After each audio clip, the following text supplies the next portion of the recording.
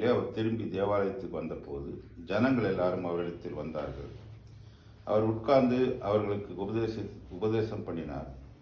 அப்பொழுது விபச்சாரத்தில் கண்டுபிடிக்கப்பட்ட ஒரு ஸ்திரீயை வேத பாரகரும் பரிசேயரும் அவரிடத்தில் கொண்டு வந்து அவளை நடுவே நிறுத்தி, போதகரே, இந்த ஸ்திரீ விபச்சாரத்தில் கையும் மெய்யுமாய் பிடிக்கப்பட்டாள்.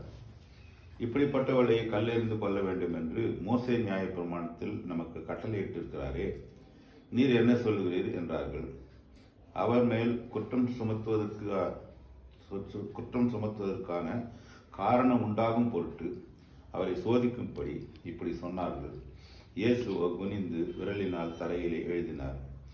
அவர்கள் ஓயாமல் அவரை கேட்டுக்கொண்டிருக்கையில் அவர் நிமிர்ந்து பார்த்து, உங்களில் பாவமில்லாதவன் இவள் மேல் முதலாவது கல்லெறிய கடவன் என்று சொல்லி அவர் மறுபடியும் குனிந்து தரையிலே எழுதினார். அவர்கள் அதை கேட்டு